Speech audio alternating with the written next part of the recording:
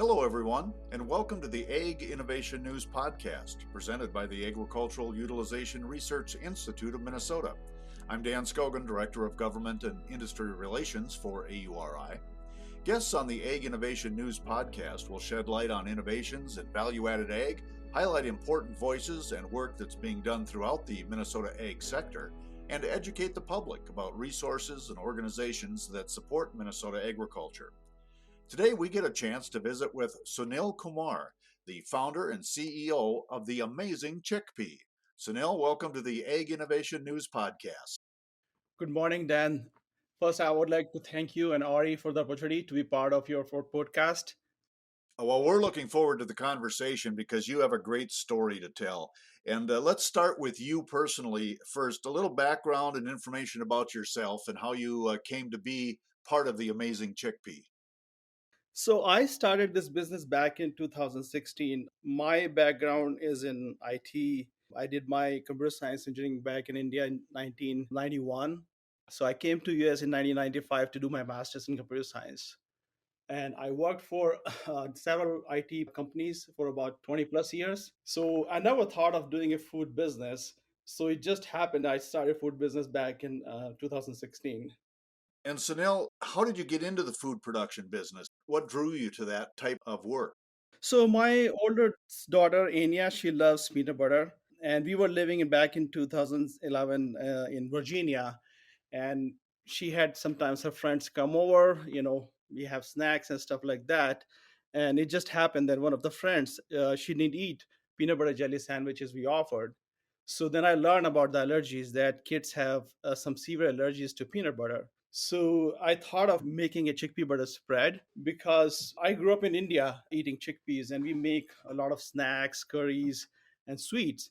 And it's protein rich, it's vegan, and it can be a good alternative to make something like a peanut butter spread, I thought. So that's how actually the idea came in. And then 2014, when we moved to Minnesota, I reached out to University of Minnesota pilot plant and asking, like, hey, I have this idea. I want to make a chickpea butter spread. And they introduced me to AURI and saying that they can provide you some technical help to formulate a product or maybe refining the product, that idea you have. So that's how actually I got started with the product idea. Did you have background or training in ag and food business production? No, none whatsoever. You're self taught.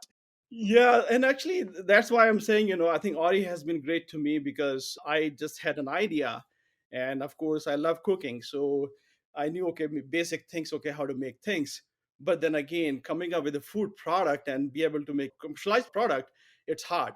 So that's where I think, having that help from Lolly, the fruit scientist, it was really great. So, when did the Amazing Chickpea actually launch? When did you start selling your product? I started selling my product in 2017. I started the company in 2016, but I launched the product in 2017. I started selling in farmers market in 2017 March.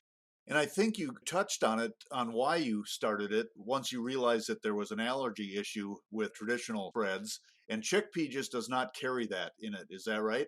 Yes, that's correct. So, Sunil, tell us why you wanted to start this kind of company.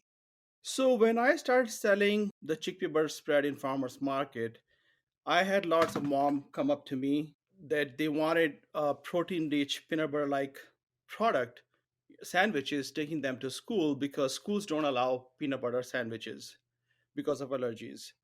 And then I learned that it's a serious problem, especially for moms, to look for a product that actually is, protein rich and tastes good, and they can send that sandwich to schools without worrying about allergies. And I notice that more and more actually families and moms are looking for it. And that's where I thought, okay, this is a good product that can be actually, available, made available to a bigger audience, more schools and more moms and families.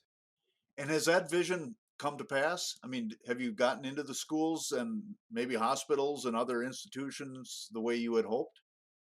Yeah, so right now we are selling our product into schools in about 20 some states. So we have a large customer base in schools currently. Just to name few, states, California, Texas, Minnesota, Iowa, in Midwest, East Coast, West Coast. So we have covered about 20 plus states, where we sell into many, many schools. And we sell our single serve cups. They are used as a meat alternate. And these are vegan product. And a lot of schools are looking for vegan products right now and protein rich and allergen free. That's where we fit in. And now we are launching chickpea butter jelly sandwiches, which we call them CBJ sandwiches, like PBJ sandwiches. And they have been received very well. Actually, one of the largest school district, we did taste testing about a month ago with 1,500 kids. And it was a 3 days taste testing. So each day we had like 500 kids gonna try our sandwiches, and the results were really good. We got 80% approval, and the threshold was 75%. So even our sandwiches were well received because the alternatives they have in the schools today, the kids don't eat them because of the taste. And that's where I think we fit in. Not only that we provide allergen free, protein rich bread and sandwiches, but it tastes good too, and kids like it. And that's really a key. It has to taste good in order to get the kids to enjoy it. Exactly. Otherwise, what happens is the participation in the schools drop. So the school I'm talking about, they serve 270,000 lunches today, every day, right? They serve 140,000 afternoon snacks. So it's a large school district. Just imagine they have to serve 270,000 sandwiches for lunch. And if kids don't participate, don't eat it because of the taste, it's just not good because a lot of money is spent. And again, kids are still hungry. So, Neil, I want to drill down a little bit on the products that you have created.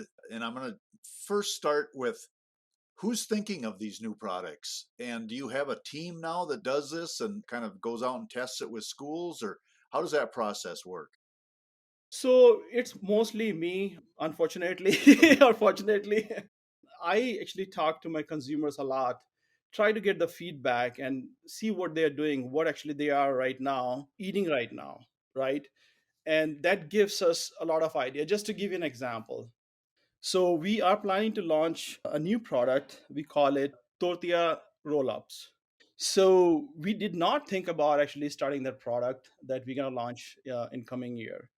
What happened is I was talking to my sales team broker in California. What we learned is that one of the schools, what they're doing is in the breakfast, they take a tortilla and they take our chocolate chickpea cups, and they open it and then put the chocolate spread on the tortilla and roll it up, and then start serving in the schools. So then again, it's like a meat alternate and a green alternate for them, and it's a good breakfast item, and kids love to eat it because most of the kids, those who are coming from the background, they eat tortilla at home. Now, what could be best if at the school also they get the tortilla and they get the chocolate spread on top of it? So then I talked to them. I say, if you make a product like that, because we already have a spread, all we need to do is put together tortilla and make a roll up and package it.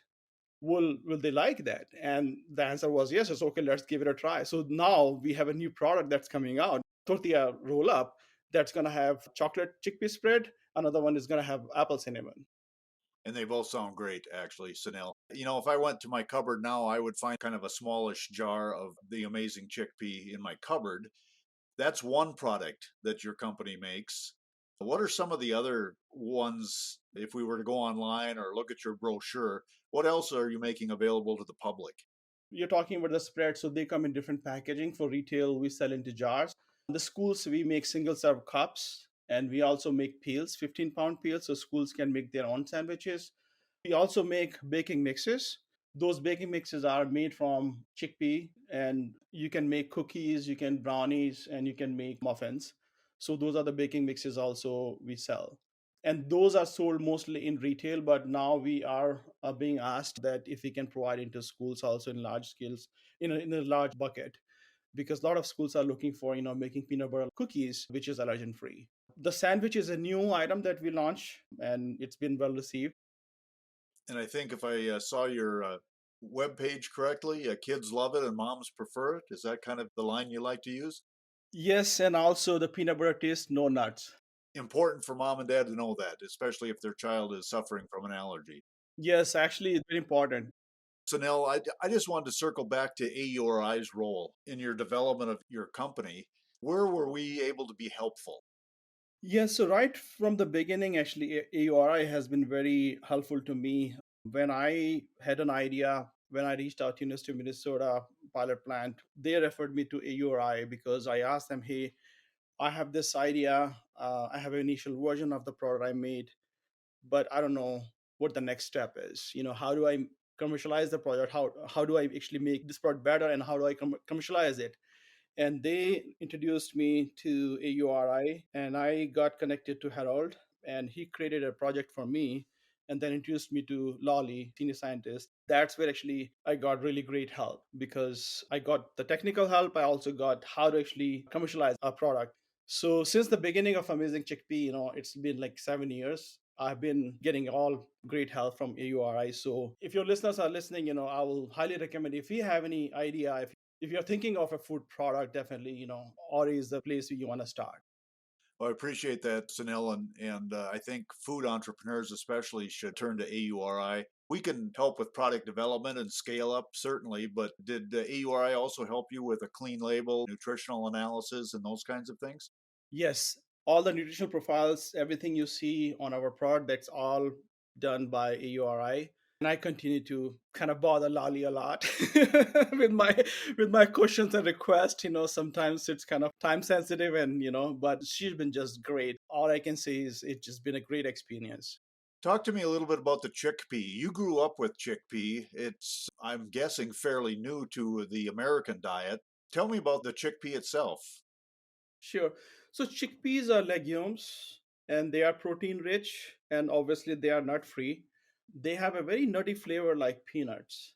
I grew up in India and chickpeas are very common in our diet. So my mom will make chickpeas curries, and with the flour we make a lot of snacks.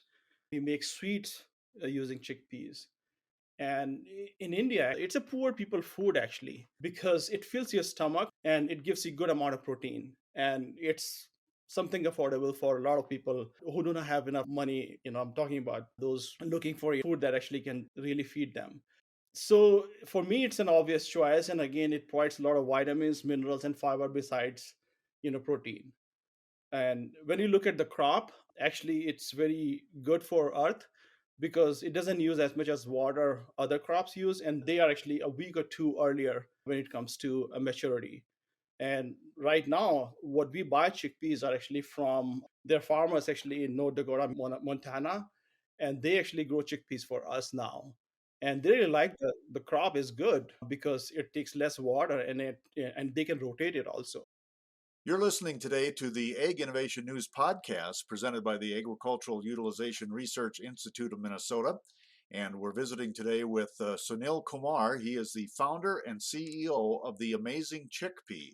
The Amazing Chickpea, as I know it anyway, is a spread that kind of a replacement for peanut butter and does not have the allergies that are associated with the peanuts. And he has, since 2016, been putting out a great product. And let me ask you about that a little bit, Sunil. Consumers, of course, you want them to be satisfied with your product. Are they offering up suggestions on other things that they would like to see you try to create? And how difficult is that to move into another product line? You're right. I mean, I get a lot of feedback and a lot of suggestions. And of course, not every suggestion, we can make it work because it just sometimes it's not possible, to make the product taste, the way, I mean, we think it can, right? But having that communication with the consumers and with our customers and getting that feedback is very critical because that helps us improve our product and its quality, and also for the new items. For example, I just mentioned earlier about the roll ups. That idea came from customers, what they are doing and how they are actually using our product. And we are able to bring a new item and hopefully commercialize it in coming days. You have to be pretty pleased with how the consumers have reacted to your product. Yeah, no, I'm very pleased and I'm very fortunate, I would say. I never thought of that, it'll be so well received, to broader audience, especially now in schools and even in food service space. I actually was doing shoes in Michigan and Texas, and I noticed a lot of actually healthcare or retirement homes, they are looking for allergen free kind of protein rich product. And a lot of people understand the benefits of chickpeas, and they are looking for something like what we offer right now. So I do see other areas where our product can be utilized other than just schools and retail. Sunil, we probably have some food entrepreneurs listening to the podcast today. What do you wish you would have known when you first got started that you know now? Or what is some good advice you could give to those entrepreneurs as they start to work on their product line? So my biggest advice is to know your consumers, your customers. That's the most important thing. When I started, I was getting a lot of advices in a lot of things. Okay, in order to get to the retail, you have to work with the distributors, getting on the shelf.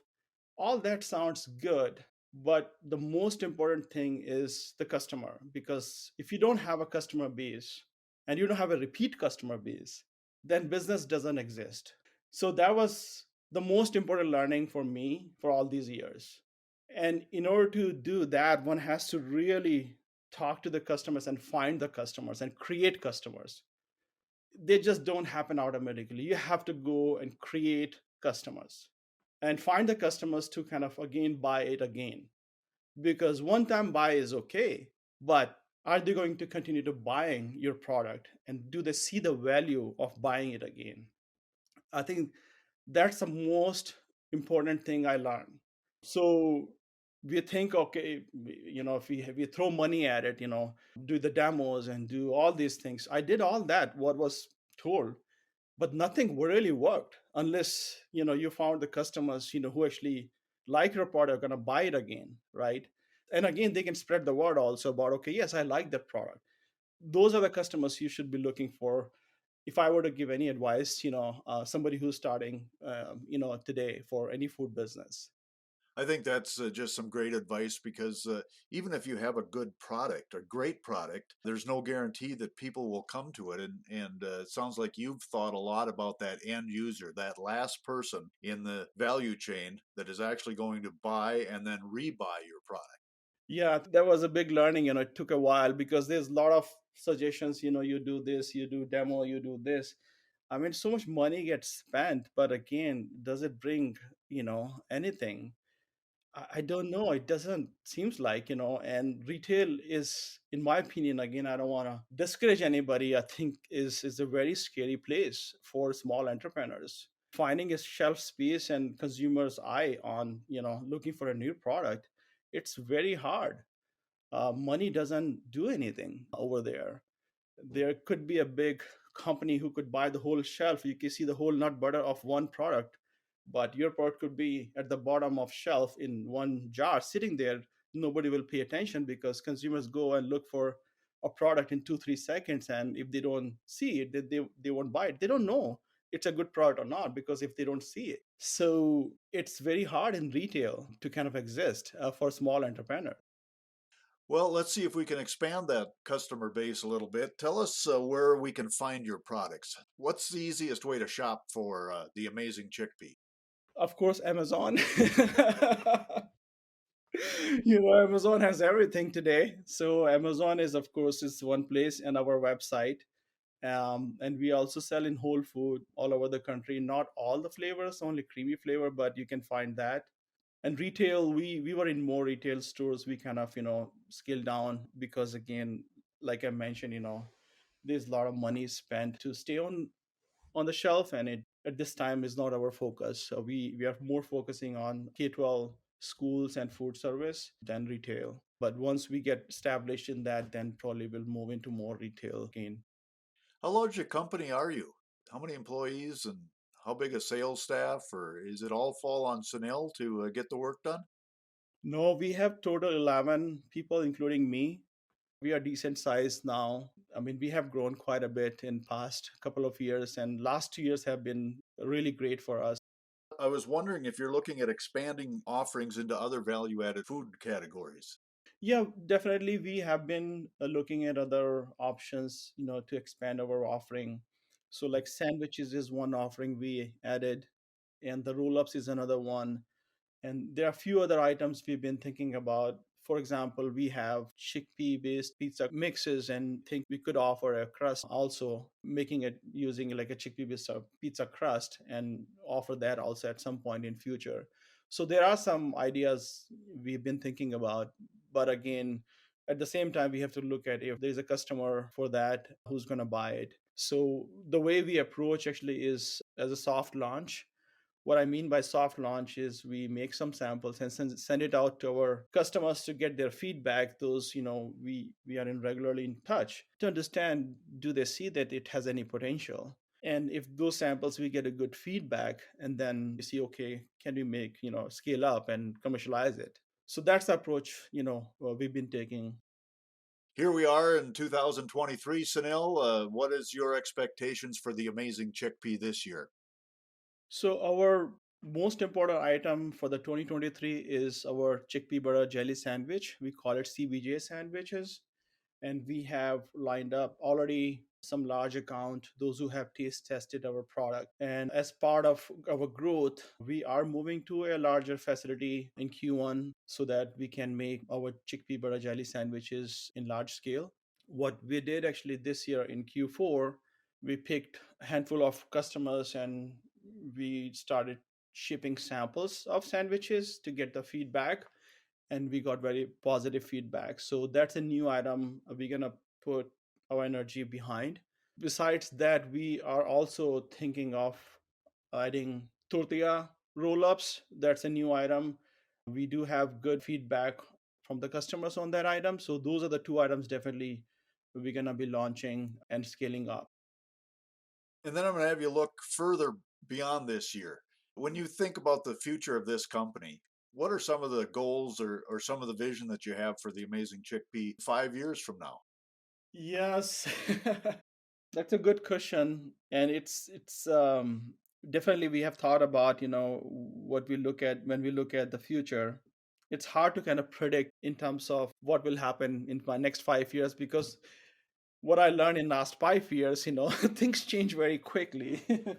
We started in retail and then now we moved more into K-12 and food service. But I do see us in next 5 years growing more into K-12 and food service, but also going back to retail as we have established our customer base. And we hope to get more traction in retail. And our focus is going to be more going into more retail stores where we know that our customer base exists.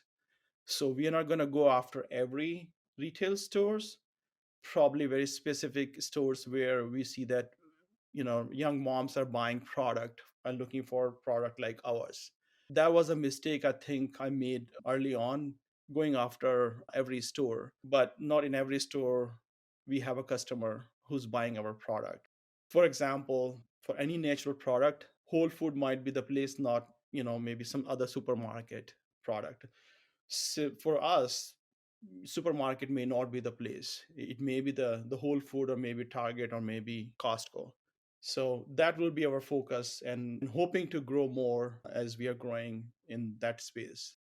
So, Sunil, we've talked about your product and your business and your vision for the future. If people want to find out more about the Amazing Chickpea, what's your website address? Our website address is theamazingchickpea.com.